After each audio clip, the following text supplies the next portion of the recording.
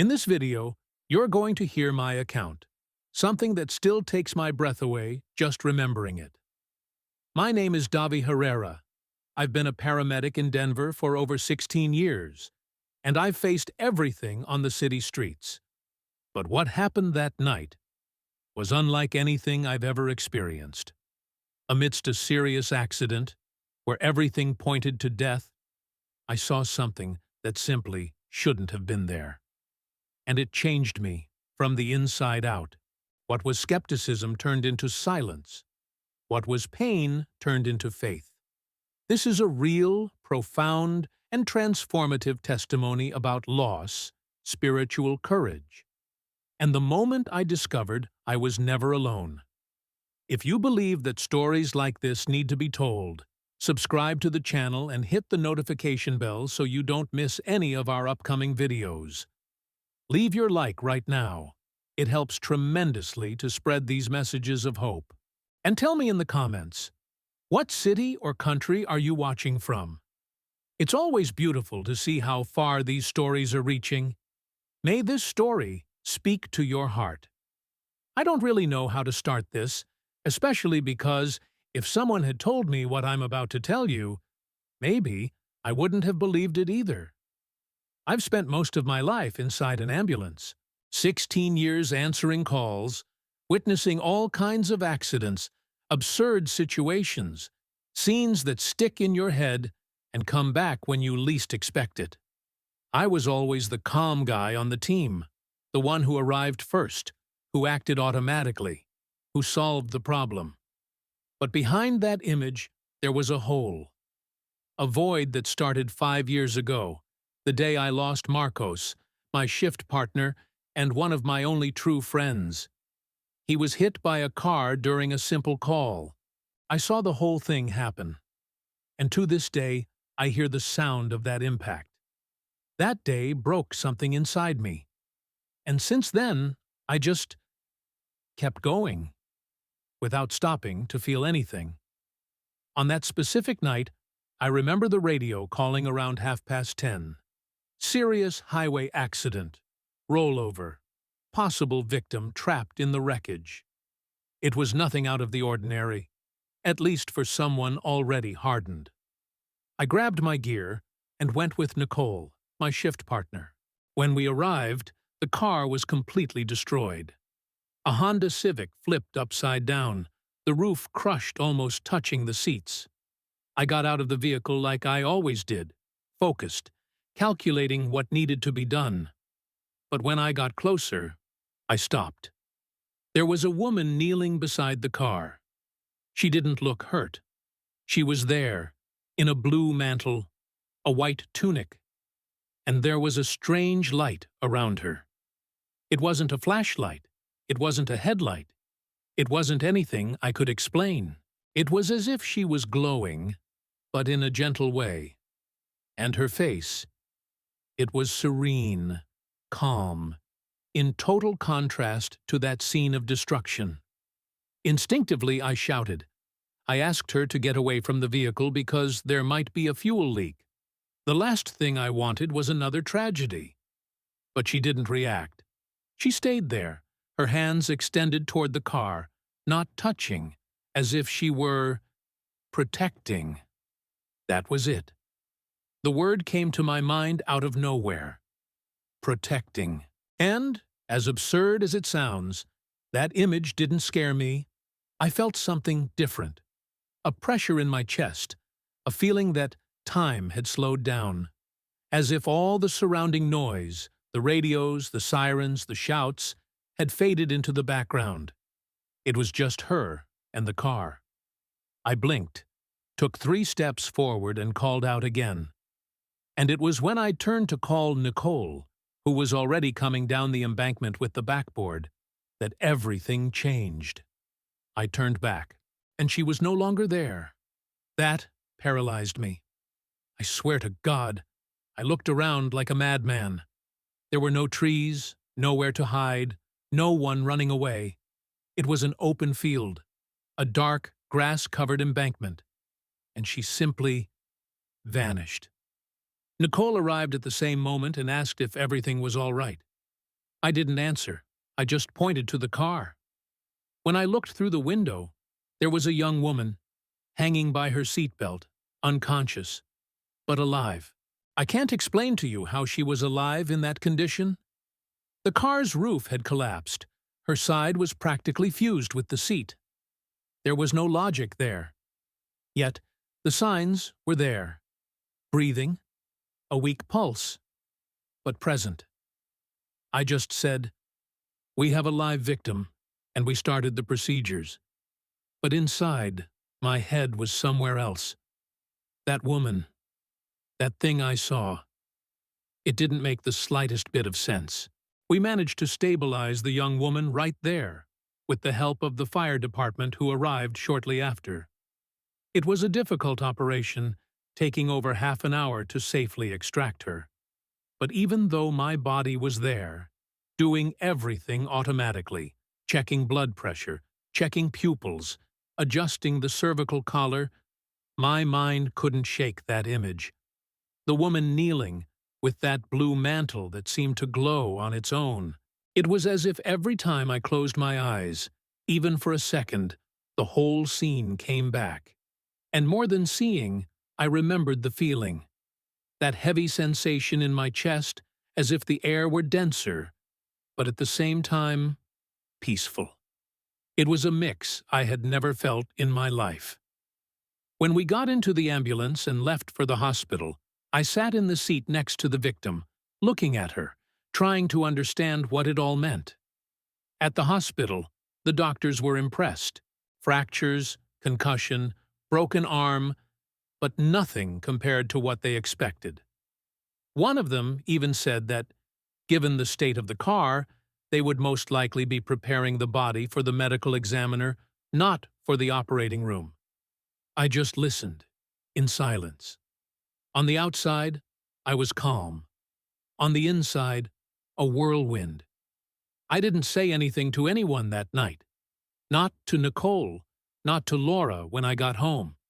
But my mind wouldn't stop. I couldn't sleep properly. Every time I woke up, the image of that woman was in my head.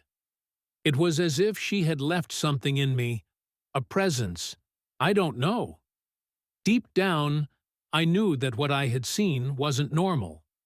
But I also didn't want to believe it was what it seemed. Because, if it was, what else in my life was I ignoring? 3 days passed. During that time, I went back to work as if nothing had happened. I handled calls, filled out forms, drove the ambulance, responded to emergencies, but everything felt distant.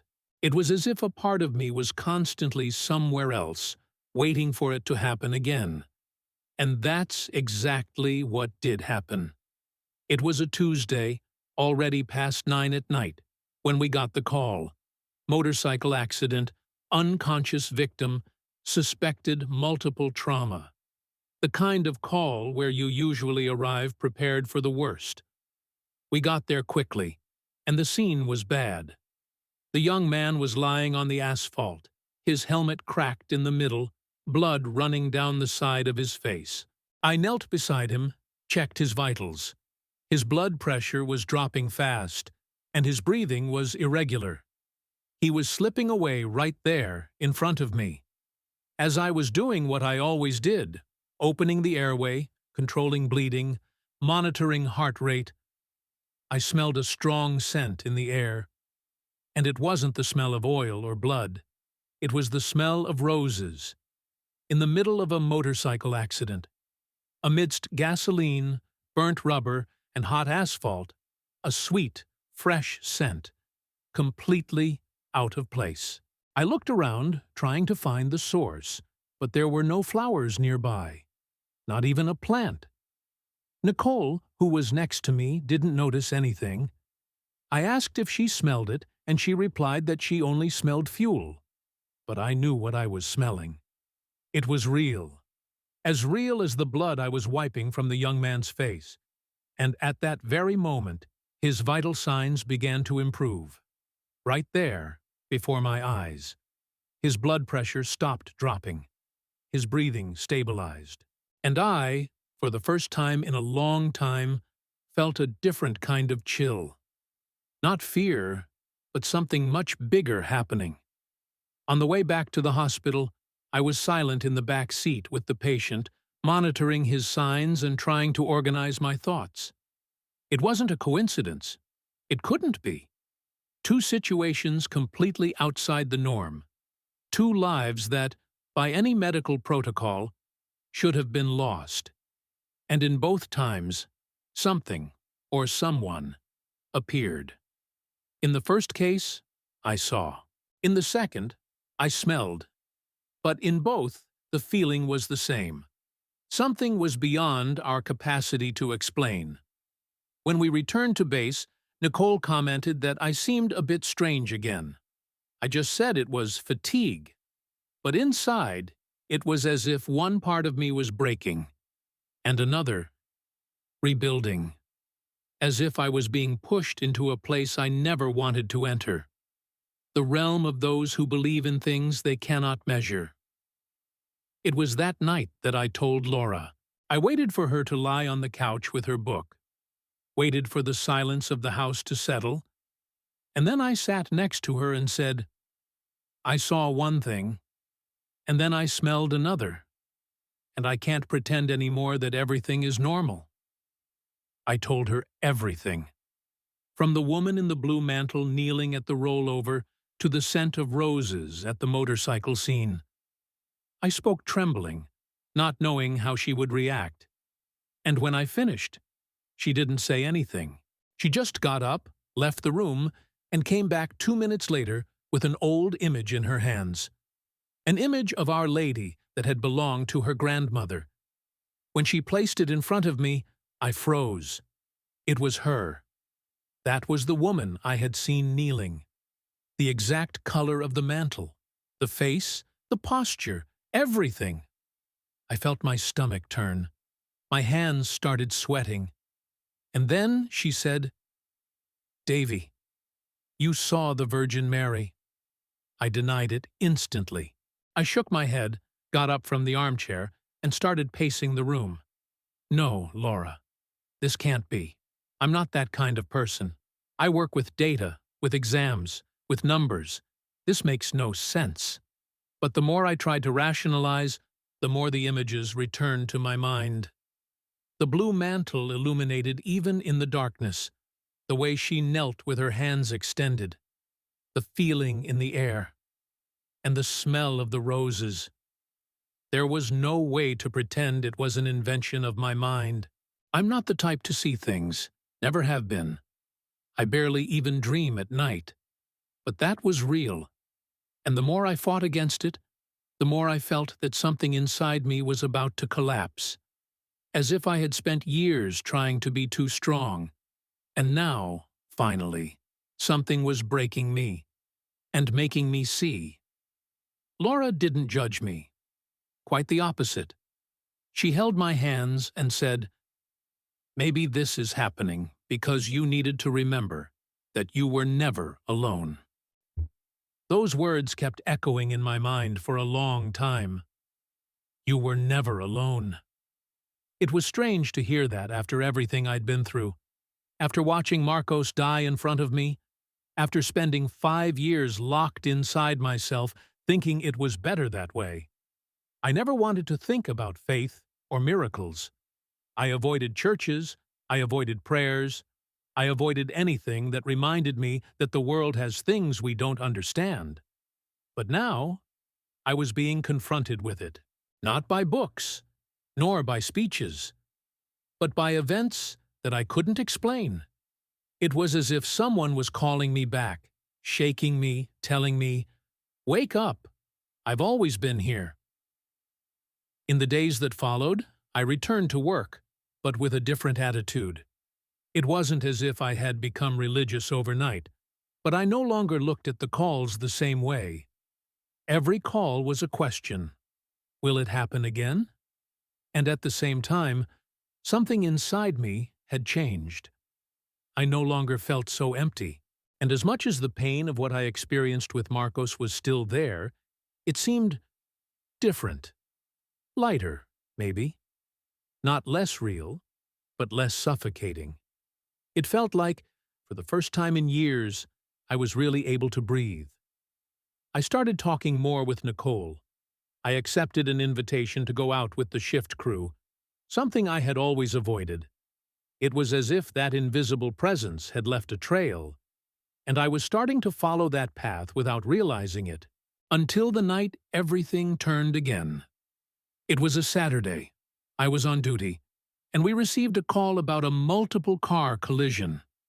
Nothing indicated it would be out of the ordinary, but when I arrived at the scene, I knelt beside one of the injured, a young man, unconscious, with a serious head wound, and there, again, came that feeling in the air. I didn't see anything, but I felt it. That same strange calm, that pressure in my chest, and the scent, the roses, strong, clear, unmistakable. Only now, unlike the other times, I wasn't scared. I closed my eyes for a second, took a deep breath, and thought, "You're here, aren't you?"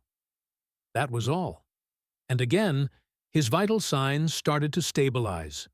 Suddenly, almost unbelievably.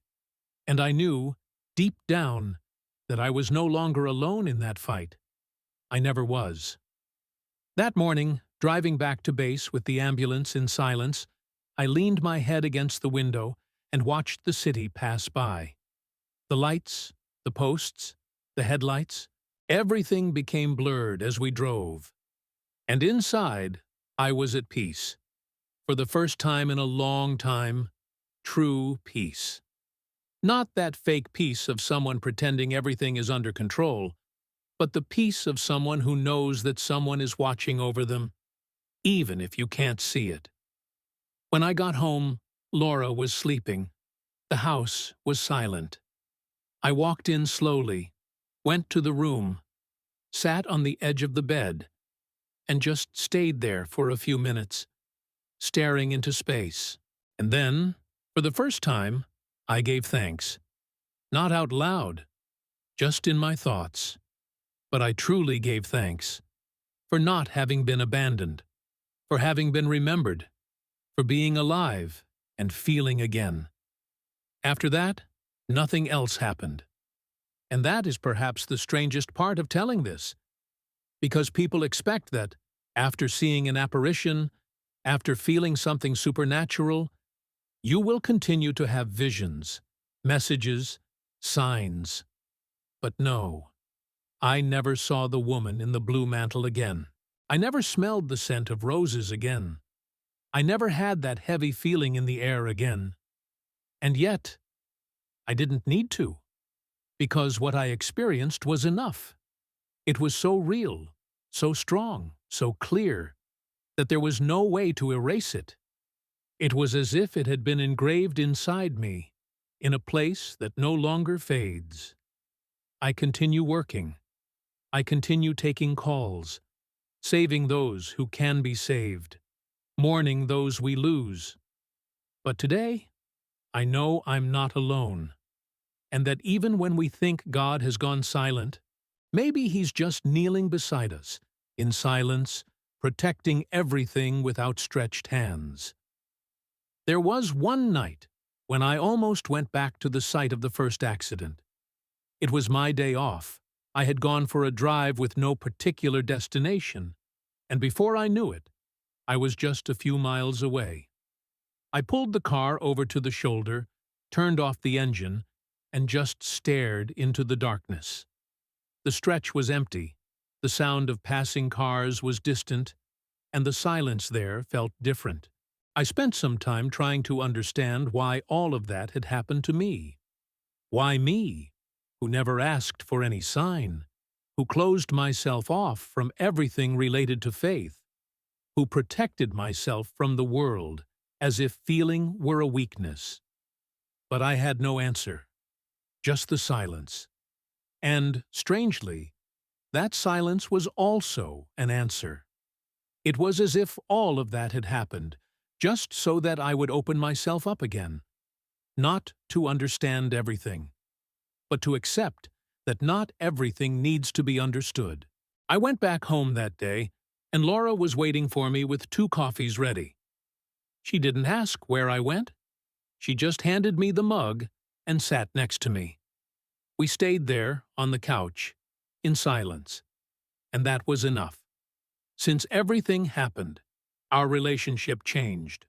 Not because we became more religious or anything, but because I stopped being a ghost in my own house.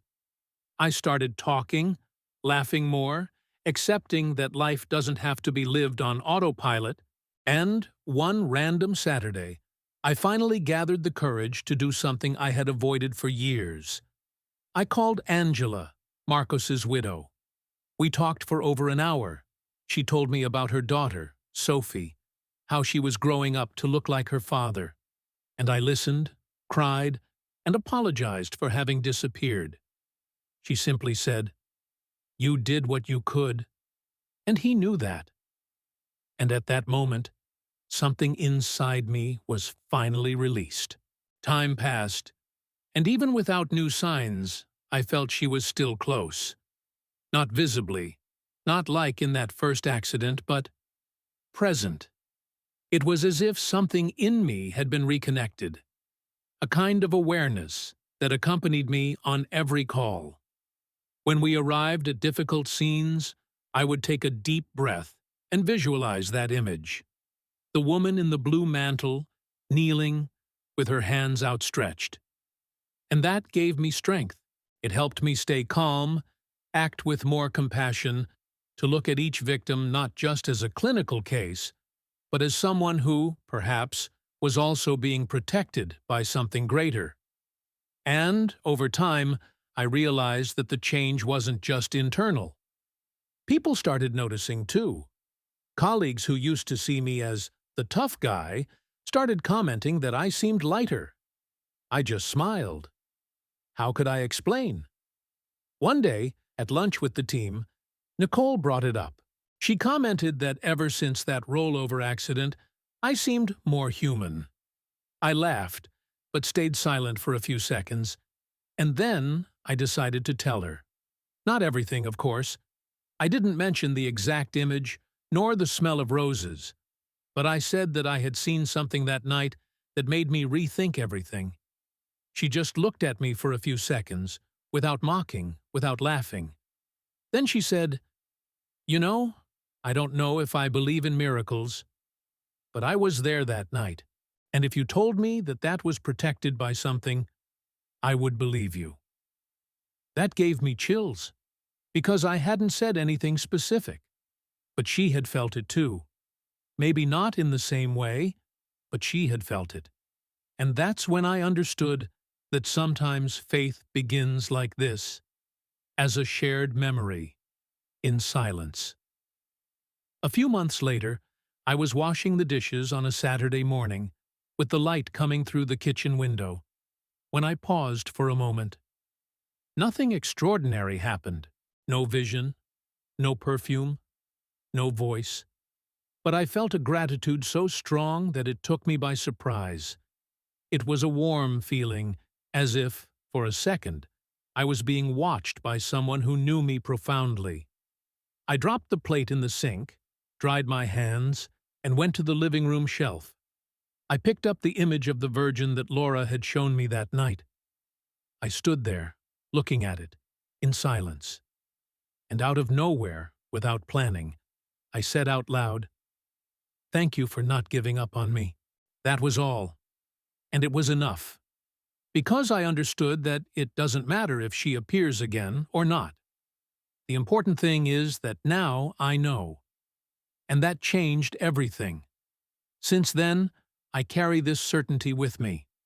Even if no one else sees it, even if no one understands it. I know what I saw. I know what I felt. And when the world feels heavy, when death knocks on the door again, when the eyes of families look at me expecting a miracle, I remember that moment, that presence, that blue mantle on that dark highway. And it's as if she tells me again, without words, "Do what you can. I'll take care of what you can't." This gives me strength. It gives me courage. It gives me peace. And sometimes, in the silent nights, when the city sleeps and the ambulance cuts through the darkness with its siren on, I look out the window and think, if she appeared once, it's because she never left. There were people who tried to convince me that all of this was just in my head, that I was stressed, exhausted, maybe even dealing with an unresolved emotional breakdown. And look, I understand. Before all of this, I would have thought the same thing. But those who lived it don't forget.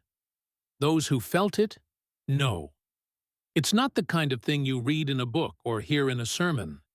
It's the kind of thing that finds you at the most improbable time, in the most improbable place, and turns you inside out.